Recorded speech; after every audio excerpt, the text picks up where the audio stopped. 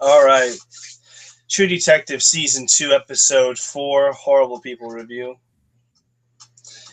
All right, let's start off with Veloro. No, fuck that. Let's start off with Annie Bezzerides. Do you have any thoughts at all? Are you just going to stare on the camera into me, or should I just keep talking? I thought you were going to start off with her like overview. I would just take the and run into the water with it to drown. Yeah. Yeah. So she's getting. She got slapped at the IA complaint from Stephen Mercer, the guy she was sleeping with in episode 1 that we saw. Not to mention that. God, I mean, she went to go see her dad. Her dad is another level of. Her dad is like I really like David Morse in that role. He's such a great character actor. Hippie levels over 9,000. His hippie levels are over 9,000. Veloro's aura level is over 9,000. It's green. I tried to Google taking up the whole room. I tried to Google what black and green aura is, and I couldn't find a solid answer. You're not supposed to. Oh, what if he just made it up? So yeah, do you think her line, which she said, "This wouldn't be happening to me if I was a male," was valid? I mean, her captain or her lieutenant told her like it would if there was a big complaint, like an IA complaint attached to it. Although he wouldn't get to use that line. But yeah, Annie is. I mean, this entire episode is a massive blur in certain ways. I mean, she goes to see her sister, and they talk about her mom. She goes to see her dad. He shows her a picture of her mom. Yeah, but the first thing that makes that is when she's talking to the mayor's daughter, who's also Andrea from Breaking Bad, and she says a thing about her mom committing suicide, which makes Annie think of her mom, and then she relates to her with the mom thing, which then gets the girl to say that her father, who's the mayor, is a bad man, and then she kind of cuts off there and leaves. Chesani, yeah. Yeah. Chesani. Wow. Just gonna give you that. That was two thumbs way down. that was the red. Yeah, that was the red wedding right there. It was over. The Ranger Kashmir are gonna start playing. Oh yeah. Oh my god. So she gets that sexual complaint, which then she's forced to leave and she only work on the detail. And then her old partner's like, it felt awkward when he delivered that line, "I was a friend to you," and she was like, "With friends like these," and she just drove off. Yeah, it seems like she always has to have the last line in, and I fucking don't like people like that. Yeah, because she said to Veloro when he was like, "What does black and green mean?" and she was like, "You're a mood ring," which was funny, but still the last line. Yeah, it was like the little peak of humor we were ever gonna get in the show. Little tiny like pebbles of humor. Yeah. We saw so that like Mercer probably filed that complaint just to be a dick because she broke up with him. Yeah, it's not cool. Mm-hmm. That's all I have to say. What? That's all I had to say about that. Yeah, I was waiting for you to. We find out that she had sexual relations with Ilinka, her partner. Who was married, who was or is still married. No, I think his marriage is over, and that at the time he was married in that hotel room. In that hotel room, they had sex. Yeah, and Veloro is swimming in a world of shit. He is Christ. Oh god, I'm sorry. This show just takes a lot. I saw the show twice back to back this episode, and I'm still like, yeah. Veloro goes to see his son, tries to give him his father's badge, and tells him, "This is where you come from." And he, it was really, really kind of sad. He's just like, hide it, make sure your mom or Richard doesn't see it, and look at it whenever you want to remember me. It shows like his son couldn't even remember him out of memory. His son would have to really dig this artifact up just to really in some way understand his father. Right, but it was funny where his son made the logical conclusion, how would my grandpa's badge make me remember my father? He said a line to him about that, and he was like, You'll understand one day, son. And then he fucking leaves like Batman. Yeah, he actually he has Octo camo. That's what he was wearing. Maybe his son becomes Jim Gordon in the future. Don't do that. Stop it. So, before that, though, we see that he gets a call when he's with Bezzerides in the garage, and that was actually Woodrow on the other line. And he goes to pick up Woodrow, and Veloro has a pharmacy in his freaking glove compartment. He has weed, aspirin, alcohol, cigarettes, like basically a pharmacy. I think he had pills. I'm not even sure. He had everything in there. And I like that. What Veloro has a genuine kind of like, he kind of is really he wants to look out for Woodrow in a way. Maybe because they're both like in a position where they're unhappy. You know, sometimes not a person in this show that is unhappy except for Frank Semyon's henchman, who may or may not be dirty. Well, he's already. I'm not even gonna correct you that you who may or may not be dirty in this episode. You asshole. No, I meant because he's already dirty, criminal. I know you do. I'm gonna give you the full Adam treatment. You're killing me here. So, and then Frank wants Ray to work for him full time. Yeah, Frank gives him an option. He's like, I want you to come work for me. You're wasting your talents. Which, funny enough, about 2 episodes ago, he's telling Veloro, "Hey, I can make you the new chief of the Vinci Police Department." Yeah, I think he had like, or at least he felt he had more power than. Now he's like, he saw that his $5 million is gone. Yeah, and he's like he's building his empire back by going back to the underworld.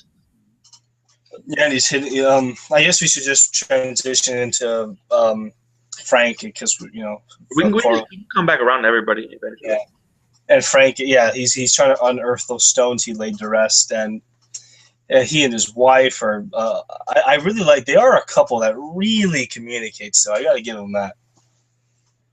She said we're gonna be the couple that fights a lot now.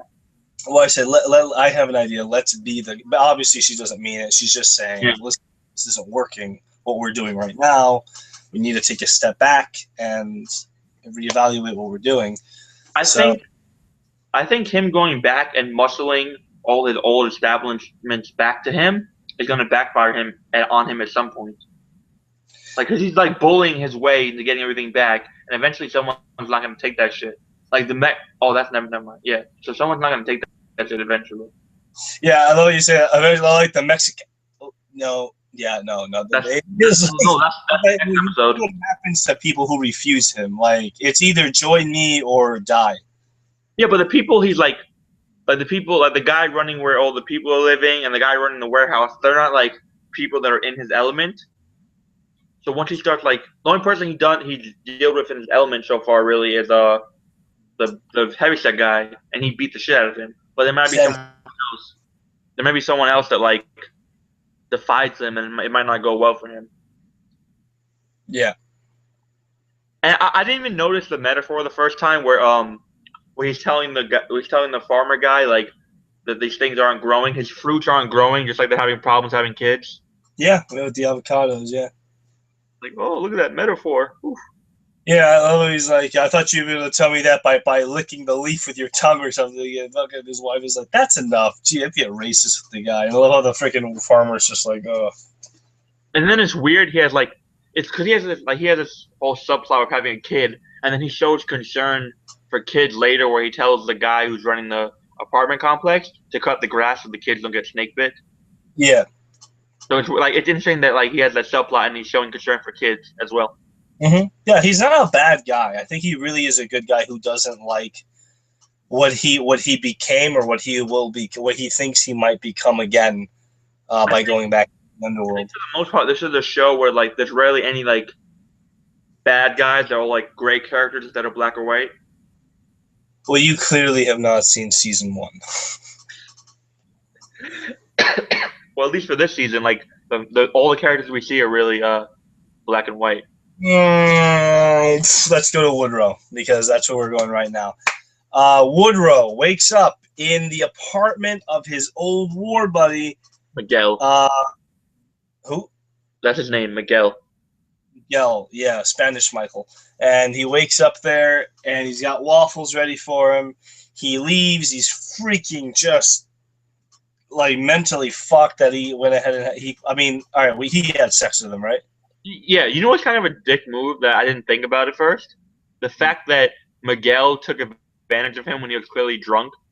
I mean, if he was in Lux Infinitum, I think that he was also probably intoxicated.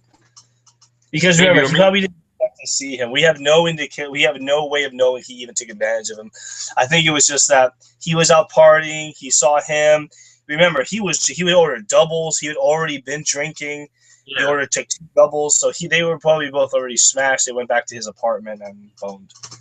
And then he went back to where his bike was supposed to be and it wasn't there. There's two things about this scene that are interesting. When he's yelling like fuck, fuck, fuck, you remember that? It reminds me of that scene in Sons of Anarchy, which, spoiler alert for Sons of Anarchy, where Chib's daughter is being burned alive and he's just like, fuck, shit, fuck. You remember? Yeah, he's like, oh, baby. Yeah. Oh, baby. Yeah. And then I also love that cut when he's just like screaming and then just like it cuts to the next scene where he's just walking, like silently. That was actually like a weird, funny thing for me. Mm-hmm. Yeah, he walks over to his hotel and the freaking reporters are there taking pictures of him. Apparently, there was an indiscretion that happened in an indiscretion that happened in Black Mountain with maybe one of the other officers in Black Mountain towards women. Apparently, there was probably some giant massacre. Black Mountain obviously is a stand-in for their real life mercenary company, Blackwater, which became Academi, which became Z, which I think it is Academi now. So, or Z. I think it's Z. I don't remember well, but yeah. And then we see Woodrow. Actually, funny enough, Woodrow is investigating. I don't remember the name of the fat older cop with the cigarette who was like investigating it, but they were there checking the pawn shops to find Ben Casper's watch. Pointed out. What? I think it's Logan. I don't know. Luke? Is it Luke? I think it's. I don't know. It might be Logan or something. Like that. I can look it up if you want. I think it's Luke. But I like that. Like during the shootout, the only person who looked comfortable in that situation was Woodrow. If you notice, everybody else is kind of panicking, and Woodrow is just in the moment and fine. He's operating on that a great level. Do you like how they got to that point where it was like they found the watch got pawned by a girl whose pimp like is where they traced it to? Yeah, they found the fingerprints of the three Hispanic guys, three Mexican guys. Yeah. So, and then are we gonna move ahead to the shootout now? Sure. Yeah. We lost Batman Begins' Detective Flask in this. Although that's not the actor. I was just saying he kind of reminds me of that guy. That's not. Oh yeah. So the thing about that is that was weird to me is he was setting up to be like Lester Freeman from The Wire, where he's just like doing nothing, and then he like pops up and does something. Except we saw him like starting investigating Woodrow, and then in the shootout he just gets shot, and like I don't know if they'll find his whatever he found, or if that's just gonna get like cut out and like supposed to be like a realistic thing. I would like to know why he took the interest to investigate Woodrow. Because you don't follow the guy around and maybe record him or do whatever it was he was doing just because he's like, I think he might be gay. You don't do that. Plus, remember, he had those long looks of looking at Woodrow, like just really checking him out. And then he also did that with Bezzerides right before the shootout. He's just really just like on the street. He's like looking at her, like dead at her. He's just like really studying her. Well, I think it's because like he said like, where's the backup? And he said the boss just said go. So maybe he thinks like, because if the mayor is probably crooked, then the mayor somehow set this up, or like tipped off the gangsters or whatever. However way he would do that, yeah, but like through channels, obviously like walking up there like, hi, I'm the mayor. These people are coming. I need you to You know, it would make sense. That would be really fucked up if that happened. Right. You know? And then during the, like you said, that seemed like the most comfortable one because he's obviously like he's a military man. He was in Black Mountain, so he has the best like skills at this. Oh yeah, contact second floor. Like he fucking knew what was going down, man. That guy was the shit. Taylor Kitsch is a great actor. He just his roles. But we forgot to talk. Well, hold on. Let's backpedal a little bit. We forgot to talk about his girlfriend being pregnant. She is pregnant, and he's very gay.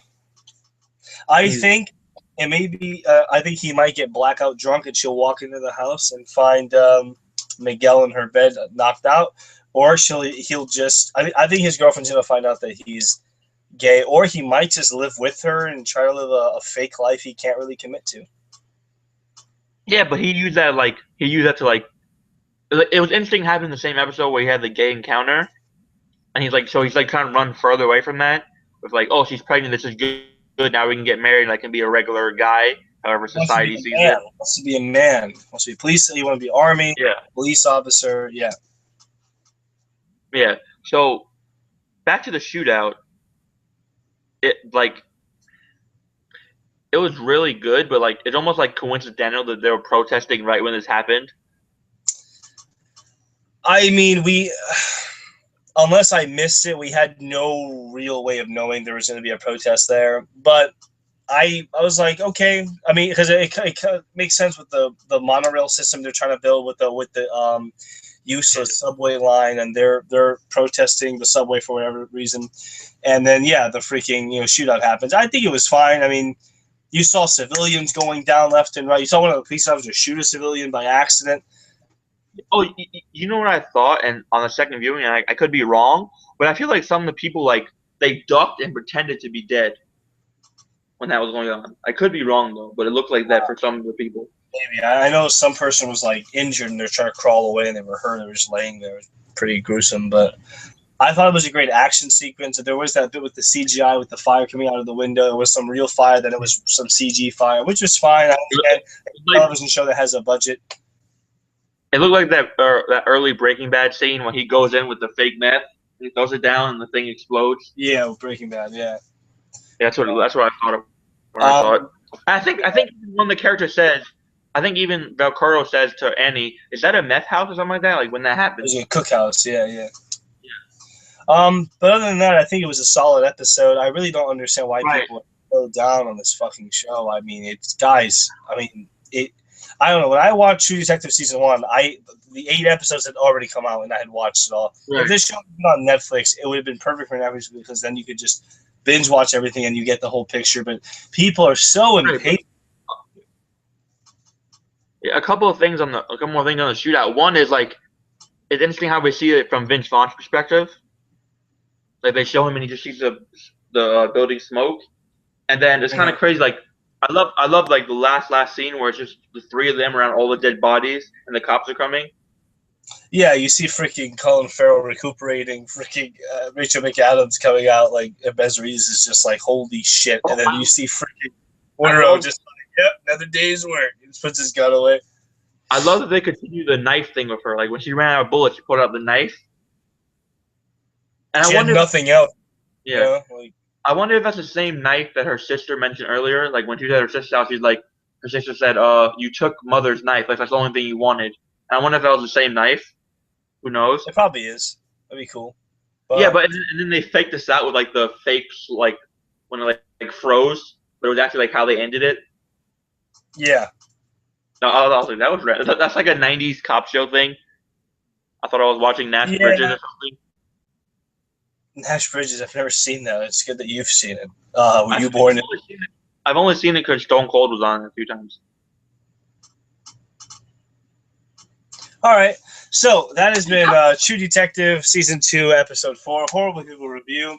Thank you. Like, comment, subscribe. And thank you for watching our show. Goodbye. 2 thumbs. Well, I have to press all the 2